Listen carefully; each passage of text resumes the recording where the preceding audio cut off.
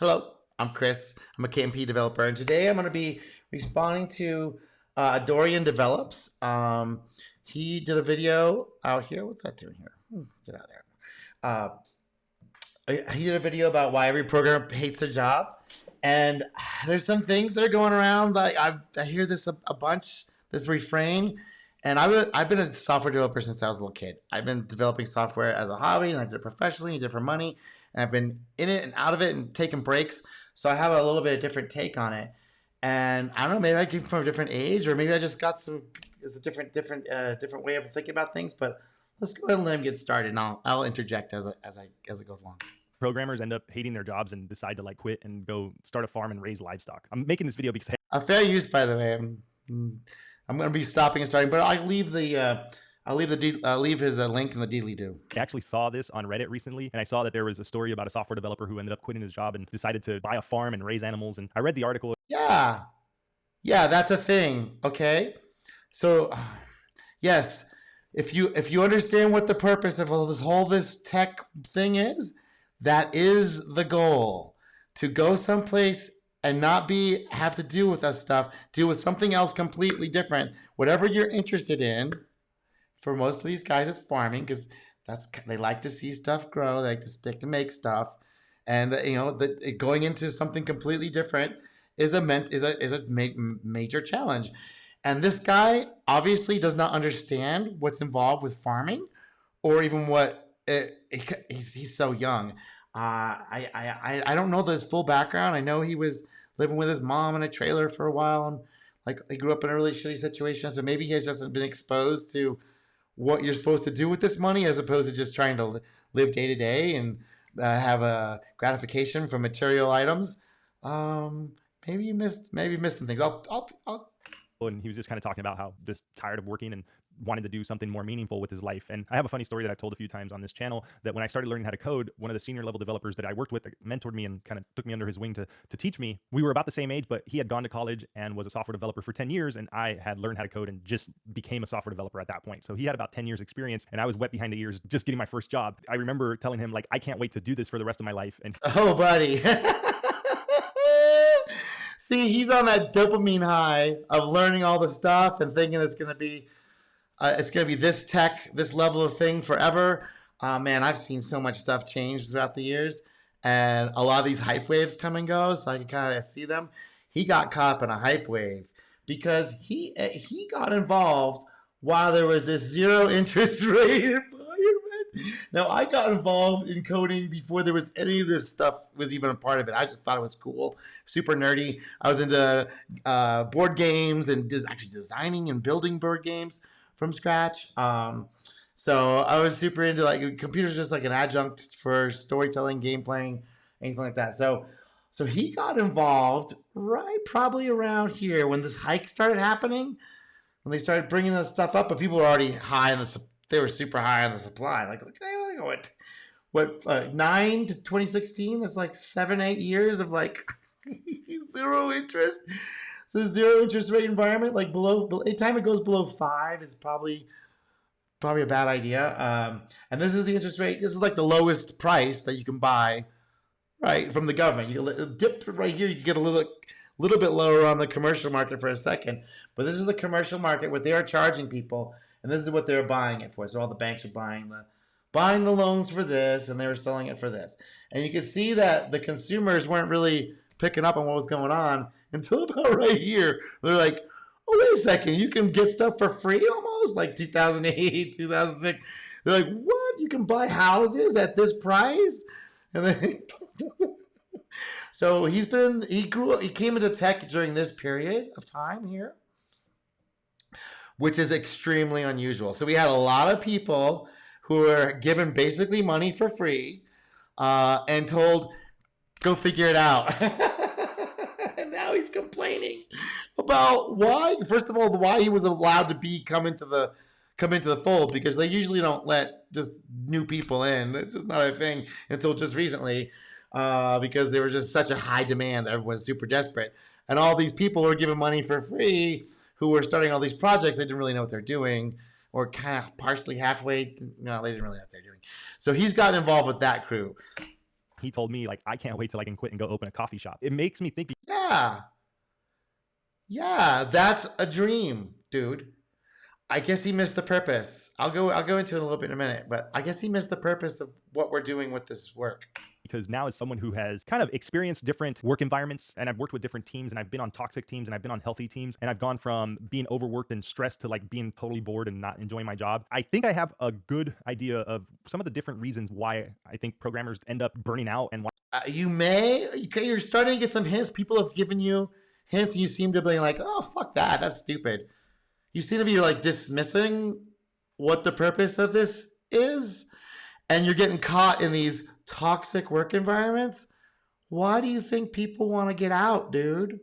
Why do you think people want to do this and just do a 1 or 2 or 3 person team now? Because of the stuff that you're talking about here. He thinks it's normal. This is not normal. Why the expectancy of a programmer at most jobs, even FANG companies, is only like 3 to 5 years. Right, at the FANG companies, 3 to 5 years, because those people know what the deal is. The whole thing is you got to get, okay, so the business of it, let me tell you, okay, kid, hear me out here. Here's where people get a little confused. Okay, in America, I got tech support coming out for that thing. In America, the business, the whole thing it's set up for is for business. America is set up for people to be in business, and used to be many years ago, pre-1933, most people were in business for themselves because that's how it worked. You didn't really have employees. It was kind of a weird thing to have employees. It was like, what are you doing? Or the employee thing was just very temporary. It's like you're only going to be here for just a few seconds till you figure out how to go into business for yourself. So this ding dong hasn't got still thinks employees is a good plan. Okay, so the whole employee thing is people that are too scared to go, or don't have the skills, okay, that's legit, to go into business for themselves and understand what the deal is. And that's why they only last 2 or 3 years at these places, at the Google places, because the people who understand what this is either understand that jumping to another job with this on your resume for the 2-year period or 2 to 3 year period is a check mark, positive check mark, and will give you a raise of 100%. Sir. So you're not thinking about that? See, he's not quite connected. He's still in this employee mindset. And that is public school fucking with you, by the way, because public school is designed to make you an employee for one of these corporations. No one is going to tell you this in public school because they don't know it, or they've been told several times, like this guy's been told, and he's too thick in his head to understand, like, oh yeah, this sucks. I need to get out of this place. It doesn't. Next, like, dude, that's okay. All right. Hold on here. All right, I don't know what happened there. All right, I'm back. So let's go ahead and keep going. At best, and really I think the average is like 2 to 3 years. Many of us either experience toxic work environments, or we end up getting bored and don't feel challenged anymore. And I think that's why a lot of us end up not liking this job after a while. And I'll talk a little bit about like my experience with a toxic work environment and some of that aspect of it. What really sucks about a toxic work environment is that many of the times, like the team that you're with, like the developers, end up being the reason why you stick around. You end up having, yeah, because they're the ones that understand what's going on here.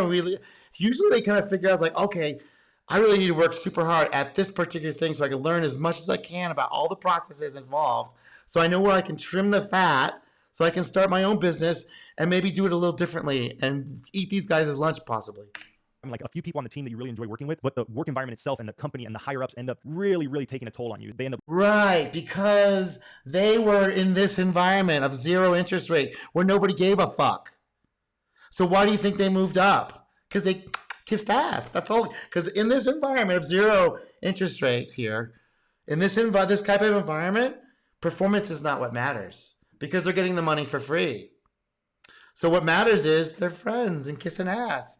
And guess what, dude? That's where you get the toxic work environment because you're not understanding the work environment is kissing ass because you're not supposed to even be there. You should be like bowing at their feet.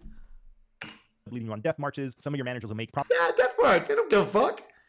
They don't know what's involved. They don't care, dude. promises that the development team knows can't be met or can't. Yeah, they don't care. They got in there on a dream and like they're just selling it 100%. They don't know what the fuck they're doing. But if they let you know that or anybody else know that or admit it even to themselves, they're out on their ass, which is what's been going on. When the interest rates go up again, all those people who couldn't cut it are on their ass. And that's how it works, buddy. And many of the times the higher up, more executive management wants us to build stuff that isn't reasonable within the time frame. Yeah, because they don't know. Where do you think they came from, dude? Do you think there's an institution of technical leadership? No. These people figured out the grift, man. They figured out how to find a friend who wanted to smoke the fucking pipe of all this free money, and all they had to do was fool you guys. And guess what? You haven't figured it out. I'm so sorry. It takes someone like me telling you this, dude, to like, hey, there's this other thing going on, and they're trying to tell you, and you think they're idiots. Frames that they ask us to, and you'll have a lot of non-technical management that just demands way more than what you're capable of. Yeah, because they don't give a fuck. You signed up for this role. You wanted to learn how. Okay, you're the kind of person that wants to know how the rubber bands and the gears and the sprockets are all run together. So you're this creator type. Now, the thing that you're not seeing is you're also a destroyer type. So you're actually taking people's jobs. So the whole point of you even coming on board these organizations is they're trying to take market share, jobs away from someone else in this marketplace. And they're all competing together. And some of them have found a way to get the financing when they really shouldn't have. But they found a way, and you got involved with these people. Yeah, because you haven't figured out that this is a thing yet. So they have captured this aspect of you, which you think is this is the boring stuff. I don't want to do this. But this is where most people are at, dude. 80% are in this category of preserver. They want to go in and just to be told what to do, not think about it, come back home and live their fucking life. That's these people. They don't really want to go to work. You really want to go. You want to go run around. You want to know how the rubber bands and the sprockets and the gears are all put together. And I do too. I love that shit. It's fucking fun as fuck. That's why I've been into it since I was a kid. But you have to understand we're doing business. Business is competition. The fact that you know how these little gears and sprockets and things work is just fine. It's fine. It's great.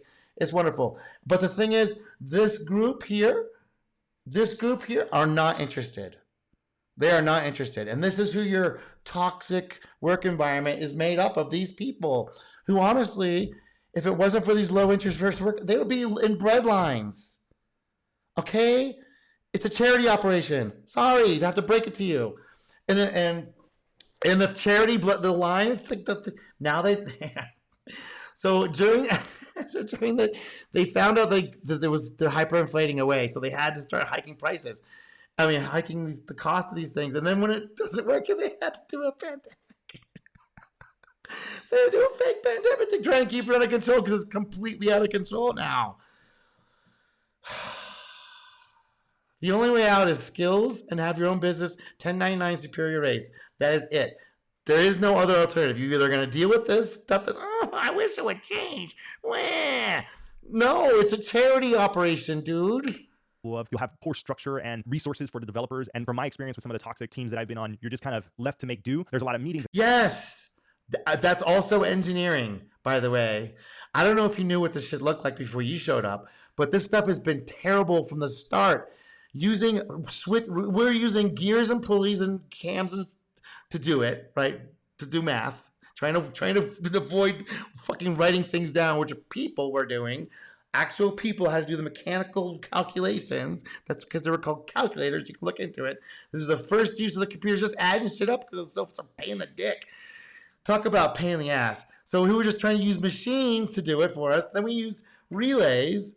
Electrical relays. That's crazy. Little magnets with a switch on the end of it. And then from there, we went to tubes. We found out that vacuum tubes could transmit, and we could mess with electrons that way. So we transmitted from this electromechanical system, mechanical, to this purely electrical system, which was still fucked because you had the tubes which burn out every 3 seconds on these huge machines. And programming these things were crazy. It's like completely insane.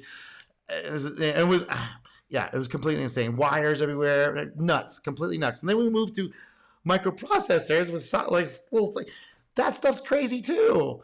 The digital electronics is nuts, man. It's at least it's a step up from what we were doing with the tubes. The solid state doesn't burn out every 3 seconds. And he thinks this is just great. No. Look, man, if we were able to do this with jelly beans and gummy bears, you would have classes on how to become a jelly bean surgeon and gummy bear surgeon. If we could somehow have a gas of xenon flashed with his X-ray laser that would do the same thing, you would become an X-ray laser technician overnight. Dude, what do you think this is? He thinks It's a non-development related stuff that ends up taking up a lot of your time. So then, okay, that's the job. Sir, the meetings is the job. The typey stuff is about to go bye-bye. The whole, I got to code it up and figure out the logic. That's already going bye-bye. So the meetings is the job. Now the point for you is to try and figure out how you can do it more efficiently and better than these people you're working for, ding dong. That's what, I mean, I think these guys try and tell you this, but you're so arrogant and stubborn, or just the mind control from the fucking public school bullshit, like you're supposed to be a goddamn employee. See, the thing about the employees is you get a guarantee, right? But the stuff that you don't get is all the profit from the guarantee that's missing the guarantee. The company, if it loses too much, you just won't be there. But their whole thing is to not lose that much. And they're taking they might gain this much out of you or gain this much out of you. But all you care about is this getting your little piece. Well, you're missing this whole other piece up here. And that's why you will be forever an employee until you understand these things. Yeah, just bitching about this kind of crap all the time. It's stupid. then you're not left with enough time to actually implement the things that you need to work on, because management wants you to just spend all your time doing stupid like that's their job. Okay, that is their job. That's not stupid, sir. That is their role. If they didn't have those meetings, they would not be at that job and they would not have a job. Ding dong. You are a creator destroyer. I know it's hard because you want to just create and you also want to, you don't see the destruction part, but you're like, okay, whatever. But these people, they want to keep things kind of as is as much as possible because they're scared. And they also have something else going on. They have another life they're leading, okay, called their family, sir. Or attending meetings that you don't really need to be in. And that's been kind of my... No, everybody needs to be in those meetings. Those meetings are the work, sir. If you're going to continue on this line of this line of work, which is knowledge work, it's all about meetings. You're meeting the human needs of other people, not you. Now, I want to learn all the new latest gummy bear surgery. It's like, dude, that's not the point. We're trying to take someone else's lunch. Sir. My experience with the toxic work environments, I can go into a lot of detail, but I think that at a high level, that's like the recipe for most toxic work environments is non-technical management that demands a lot out of the developer. So where do you think these technical managers would come from, sir? The ranks of the technical management school? No, people who are proficiently technical managers and technically proficient, they go start their own companies, ding dong. They don't go work high level at some company where you're going to be at. We're just a newbie off the street. Dude, what do you think's going on here? Unbelievable. And eventually too many demands that can't be met lead to developers being overworked. A lot of times we're also underpaid. And yeah, because that's what you're worth. You are always paid what you're worth. The fact that you have to go try and find a job means that's all you're worth. If you were able to figure it out in your little skilly head, that you have to be in business for yourself, working for yourself, and find employees that have your mindset, but kind of maybe a little bit more in tune with like what the fuck America's about. Come on, guys. Catch up. We just get kind of tired of dealing with that. It's like, how many death marches can you go on before? You're going to do all the death marches until you figure it out, buddy. And guess what? You're going to have your own death march then. What are you talking about, dude? Or you just decide to quit. And I really saw... Yeah. That's where you keep going. And guess how it is going to be in your business when you think you have one meeting with you think it's going to be just great, dude. Okay. So with when you're right now as an employee, all the customers you have are just your bosses. Well, when you're the owner, all your customers are your people. You answer to them. What do you think this is about? Do you think there's a time where he goes into a little bit? He thinks there's a place where you can just be a lonely programmer in the corner just typing code and not have to do meetings. He thinks that's real. Dude, if that person is not already unemployed, he's about to be unemployed permanently. That position's about to go away. What is this guy talking about? Saw that at my first job. I think it was really good for me to see that as a junior developer, but it really sucked to see a lot of the people that I enjoyed working with decide to quit. And I really saw that at my first job, of dealing with that. It's like, how many death marches can you go on before you just decide to quit? And I really saw that at my first job. I think it was really good for me to see that as a junior developer, but it really sucked to see a lot of the people that I enjoyed working with kind of go through that and then eventually go through it myself. And starting off there and having some of the senior level people, the lead developer that hired me, just watch them just get overworked and burnt out to the point where they just... Yeah, because doesn't know how to say no. He doesn't understand. You're supposed to get enough technical proficiency where you can go do it for somebody else on 1099 where you don't do a death march. He's like, death march me, fucker. I'll just charge you for it. I don't give a fuck. Death march me. I don't care. Decide to quit and not do it anymore, straight up office space style. Another thing that I'll say that I think causes a lot of programmers to leave. Speaking of office space, I actually did that life. I had a company. I ran it for 7 years and all the way up through the ranks of all this bullshit and got my own company, ran it. And then I got married, divorced. You have to get rid of everything. So after that, I went on it was a half office space exit and half like someone else just saying, okay, you don't get to do this anymore. I'm like, okay, I built up this whole thing, but I guess if you're going to take it away from me, all right, I guess I can do it. So so I've been on this journey of like, sometimes you just you're not allowed to keep going. And you have to go do something else. And that's when you might, I kind of wanted to do that anyway. I was like, I've been in software development almost 20 years at that point. So I was like, I gotta go find out what else is going on in the world. Whew. Sometimes on teams that I've been on that I've realized kind of have a lot of those flaws, but just technically aren't toxic. It's still a lot of the same stuff where you'll be stuck in a lot of meetings and that's the work, buddy. Get used to it. Stuck doing a lot of stuff that just isn't software related. That is software, dude. Solving other people's problems and the way they want them solved, that is software. Hello. What do you think this is, dude? Isn't coding. And anyone who's working... No, that's coding, dude. And by the way, that's gonna be the job for going further. The hacker in the corner stuff. That was, first of all, that was a myth that was promoted by Hollywood. I'm sorry you got fooled, and no one told you what the purpose of this stuff is to solve other people's problems so we can have money, so we can buy our time back and do something else that we're interested in. Right now, I get it. That's your computers. I understand. I've been there. I get it. But there's that point where it's like, oh, the point of this is for me to get my time back. Not whatever this guy thinks it is, material items and trips and vacations. No, time. Software long enough knows that the more experience you have as a developer, the less and less code it seems that you write, and eventually you end up becoming a manager, and that seems to be the route. Yeah, that's what you do. Okay, and the guy, so he's also got major confirmation bias because all the people he's seen so far are the people who haven't done what I'm talking about. So he thinks all the people that are too afraid or just like, I don't want to deal with it, which I understand. There's two types. It's like, I get it already. I'm not afraid of it. I just don't fucking want to deal with it. I'm just living my best life with my family, and I can push this stuff off to other people like this guy who are in the management. And there's people that are okay with it, and there's other people that aren't okay with it. Who are like, I feel like I'm missing out. I feel like I'm not good enough. I'm too scared, blah, blah, blah. And he's just surrounded by those guys. He's not surrounded by the guys who go, all right, I'm out of here, bye. He doesn't really catch up. You don't really keep in contact with people that leave. But you see them pop up everywhere now and then doing something else. A lot of programmers end up taking, or maybe not the route, but it's just kind of what ends up happening to us is that... No, that's a conscious thing. And the fact that they don't want to look at it is a conscious choice. These are conscious choices. It's not just what you fall into, sir. Maybe you fall into it. Maybe you haven't figured it out yet. But maybe if you see this video, you'll pay attention and see what I'm talking about. And you probably already know what I'm talking about. But I'm being harsh on purpose. So this message gets through to some of you. We'll have these jobs where we start off and maybe we stay at the same place for a while. But while we're at that place, it starts off as like all we focus on is coding and building stuff. And then eventually it's like a little more meetings and a little more meetings and a little more meetings to the point where your whole life is meetings and emails and you barely ever get to write any code. Then yeah. That's the work, buddy. That's why it fucking sucks. That's why people have to get paid a lot. That's why the people will tolerate you during the training session, hoping you're going to stick around. Looks like you're the kind that would.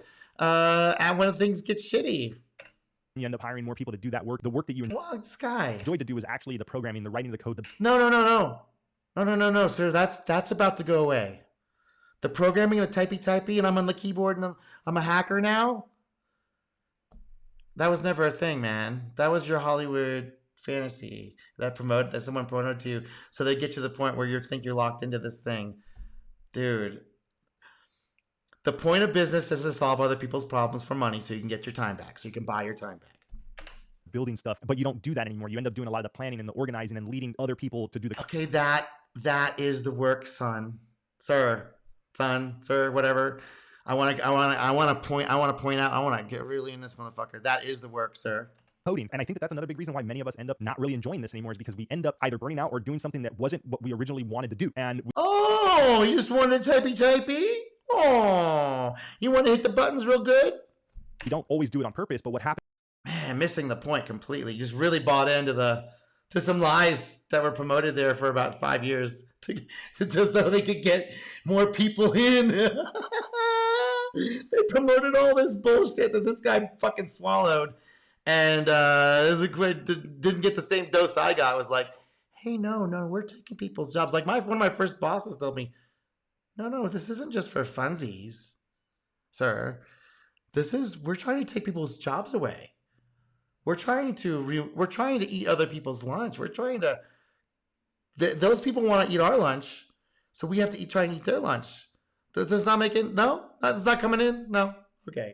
Happens is that after you have so much experience, the roles that you start to take on all end up being like that. Let's say you have 1 to 3 years of experience. Well, at that point, you might be doing more coding, but eventually you'll move into more management stuff. And then you have now 5 to 10 years of experience. And when you start applying for jobs with that much of experience, they expect you to already have some more of that managerial efficiency. And you kind of. Yeah, because that's the job, ding dong. I swear to God, this guy, even though he's being told what's going on, he is not getting it. This is that autism shit kicking in. It's like, dude, I hope he sees this video, and I hope I'm getting through. Come on as someone who's going to be more of a mentor and a leader, and you're not just in a spot to where you can apply for jobs that is just purely coding, because now companies expect you to have more experience with leading teams. So then you can never go back to just being the guy that writes code. And the more oh, you can go back. Yeah, you can go back, but that job is about to be over, sir. So get a time machine. You go back to the 90s, and you could be that guy. And we'll make fun of you. Because it's stupid. It's like I've known all those guys. It's not a good life, dude. Experience you have, the more managerial roles that you end up in, even if they're just software developer titles or engineer titles, you end up still being like tech leads, or you end up being more of a manager because of your experience. The companies almost expect that from you. And then, yeah, what do you think? Who do you think's just sitting in the corner typing? This guy. It's very hard for you to get like a senior developer role that doesn't have your experience. The companies almost expect that from you. And then it's very hard for you to get like a senior developer role that doesn't have a whole ton of meetings and bull like that. And bullcrap. That's the job, ding dong. This guy is just more focused on coding. So then there's nothing like that, man, except when you start your own company and write your platform from scratch yourself.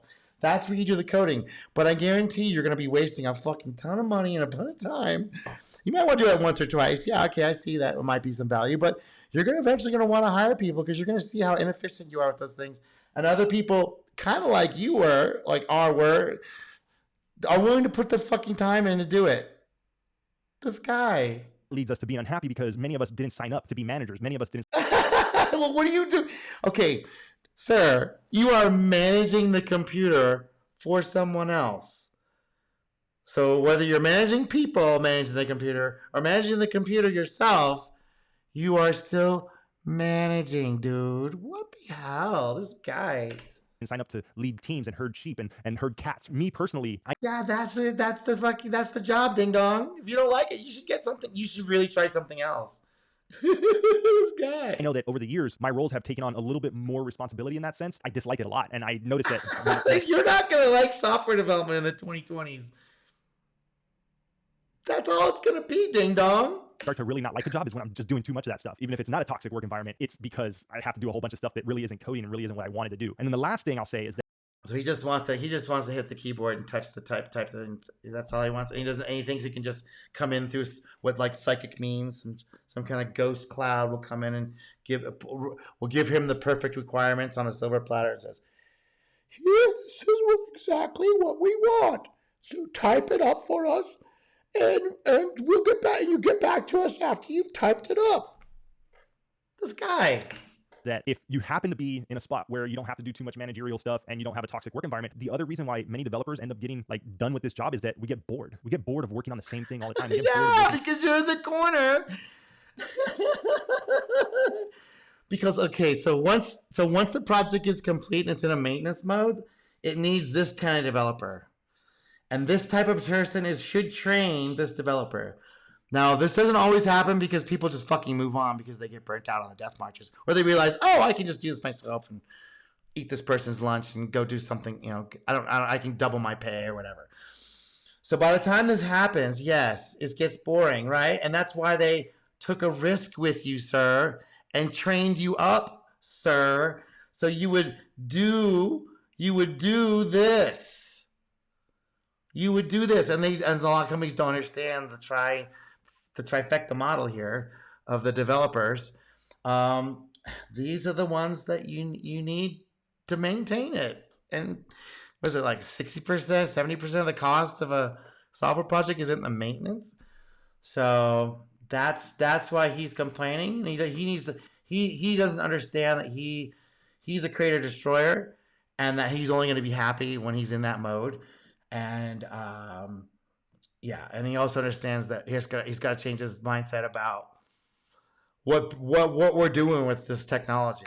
With the same tech, we get bored of just being on autopilot. I know that for me, the most fun I have is either when I'm learning a new tech or building a new project. And I've worked on teams that have been responsible for brand new projects, and I've worked on teams that have been responsible for maintaining older projects, and I've worked on a combination of both. I've been on a variety of different types of teams, and I've worked with different types of companies, and I noticed the same thing happens to me in each one. The first 6 months to a year, you're still new, you're getting a feel for the project, you're getting a feel for the company, you're getting a So this guy, I think he had some drug problems in the past or something, but so the dopamine cycle, the dopamine quick dopamine hits seems to be a major barrier for this guy to get over this mental hurdle of like, okay, that's not going to be the job. That was the job for a little while, but that's not going to be the job going into the future. You still have to know how the code works, but a lot of it's going to be prompted. A lot of it's going to be written for us, and we have to go in and modify it and change it or prompt it better somehow. I don't think the prompting better is going to be the way. I think it's going to generate a lot of the code for us, at least a skeleton, and we're going to have to go in and modify it. And we're going to have to know how that stuff works. So parts of the job aren't going to go away, and other parts will. A feel for your team. But then once that first year starts passing and you kind of know the code base, you know the process, you know your teammates, you know what to expect every day at work, and you're kind of doing the same thing over and over, and you're really on that autopilot mode, and there's really nothing exciting to look forward to at work, it starts getting hard for you to continue doing that and be. Okay, so most people love that. Most people, sir, what's his name? Dorian, most people are this person. Okay, most people are the preserver. That is making money. Going in every day and nothing exciting happening, everything's kind of copacetic. That's making money, dude. That's called production, and we are serving customers and making money. Money to buy back our time. Time, sir. Being excited for work. I know personally myself, I have experienced that many times, that when I'm on a team, after that first initial like honeymoon phase of like, hey, cool new project, or hey, cool new stack, it kind of wears off, and then it's, yeah, who cares about the stack? That stack is silly and will be irrelevant in 3 years. Gummy bears, sprockets, gears. Okay, I get it. I love that stuff too. I fucking love it. It's super fun, but it's just a means to an end. it's just like, oh, hey, I'm doing the same old CRUD functionality all the time, and most people want CRUD. CRUD is good. CRUD is awesome. CRUD is beautiful. CRUD makes money. CRUD is profitable. We can buy our time back with CRUD. Working with the same tech all the time. And now the thing that was challenging because it was new to me and I had to learn about it when I first started has become like this mundane, repetitive thing that I do all the time. Like another day at the office, probably like what a postal worker feels like. And that's probably why they go postal. You sit there and you sort. Well, certain people do, but that's not always the reason, is the boredom. For you, it might be, but most people, they kind of know if they're going to go to the post office, what it's going to be like. People that are going into a maintenance project, some people are super excited about that. I know you are not. You are not. But this person is, believe it or not. Mail all day long, and you know where everything goes, and you know exactly what you're going to do that day. You know, some people really like that. Most people like that, sir. What you're going to do the next day, and you know what you're going to do. Most people don't need a fucking dopamine hit every 5 seconds. for the rest of your life if you keep that job. And that's what it feels like for a lot of us after we get bored at a job. And I think that that's probably the third reason why so many developers and programmers end up just getting really tired of this job and wanting to do something different, to the point where we end up pursuing completely different careers. And right, the ones that haven't figured out that the whole point is not to run the poo-doo, not to do the surgery on the Gumma Bears, but to buy their time back. And they usually don't see these people because they will disappear, and they usually don't tell you what they're doing. And even if they did, like the guy that talks about the farm, the guy that talks about the coffee shop, talks about the woodworking, yeah, those people figured it out, sir. when we get out of software, it's funny because I always think like, well, you know, when a programmer doesn't, and wanting to do something different, to the point where we end up pursuing completely different careers. And we get out of software, it's funny because I always think like, well, you know, when a programmer doesn't want to be a programmer anymore, they start a YouTube channel or they start woodworking or something stupid like that. Okay, so he will eat those words. He said he will start a YouTube channel about woodworking. I can 100% guarantee within his lifetime, he will have a wood shop, a woodworking channel where he talks about how silly he was saying how woodworking is a dumb thing. Woodworking built our culture. It built the Western world. Without the ability to have a tool to build a house, to build chairs, to build art, to build everything we have around us, we wouldn't have the technology we have. Without the ability to use tools to build wooden things, we wouldn't have built metallic things. Without the metallic things, we wouldn't have the machines. Without the machines, we wouldn't have the relays. Without the relays, we wouldn't have the tubes. Without the tubes, we wouldn't have the microprocessors. Without the microprocessors, we wouldn't have your job, sir. We try to find these fulfilling hobbies and we try to find these things that bring us enjoyment because we are so dissatisfied with our jobs. Or we figured it out and we bought our time back and we want to go explore something else. Like a human. But we end up doing them because now we've kind of gotten used to the nice salaries and the nice life. Yeah, but you're not supposed to get the nice salaries. You're supposed to figure it out. The salary is just there to keep you kind of appeased. And also, there's people that at the high level who are getting appeased by the salary, and there's people at the low level who are getting charity work for. They want to get the minimum out of them, so they get so the square root of the number of people who work in an organization are the ones that produce. So if there's 100 people in an organization, only 10 of them are producing. Of the 80% amount is only 10 of them are producing. The other 20% are done by the other 90 people. People, guys. It's so sad that it has to come from someone like me, this information. Lifestyle that we end up in these positions where we don't really enjoy the work anymore. And it's not because we don't enjoy the programming and the building stuff. It's because we don't enjoy all the other stuff, whether it be. That is the work, sir. Do you think anyone enjoys doing that? If you're smart enough to figure this stuff out and figure it and like how to do it and like understand that we're buying our time back, do you think anyone wants to go have these meetings with you guys? The toxic work environment or all the extra duties that have nothing to do with coding and programming or. That's not extra duties. Those are the jobs, sir. And it only gets worse when you have your own business. So either this person, I just don't know. It just doesn't, he doesn't seem, he's very autistically focused in on this one particular aspect of the work, which is honestly going to be the least hard part. Communicating with other humans in the way that they want to be communicated with. And figuring out a way to give them make something easier or faster or better somehow for their life, and then you take whatever the saving is of time you just bought, you get that back and you get profit from so you can buy your time back by giving the time to other people. You buy your time back. Is this not? No, it's not a money thing. Money is the time. It's a time thing. Money is just a little placeholder. It's not even a very good meter. The good meter is, can you figure this stuff out? Or we just get completely bored because we're not doing anything exciting and we're just working with the same tech. That's called production. That's called making money, dude. If you can get into the position where you can just coast and like make money doing that, that's awesome. And the same stuff that we've been working with for years. And I think that. Yeah. WordPress. 40% of the internet sites are WordPress. That technology is PHP. It's like 20 years old. It's making money. It's giving people their time back. Who cares if it's a freaking bummy bear or a freaking tube where it's a gear and a sprocket on a spring? Who gives a crap? So who gives a crap? Is a hamster running in a... What does it matter? It's saving people time, giving them a better experience, solving some problem for them, and they give you a little piece of time back. that's why many of us decide to just go buy a farm. I just wanted to share that because I have become the programmer turned YouTuber turned person who burnt out and is leaving his job and all that. And I thought it was funny that I saw that article about the programmer that quit his job to go start a farm and how he's just so happy now. Yeah, because that's the point. This guy, I hope he sees this. I'm Chris.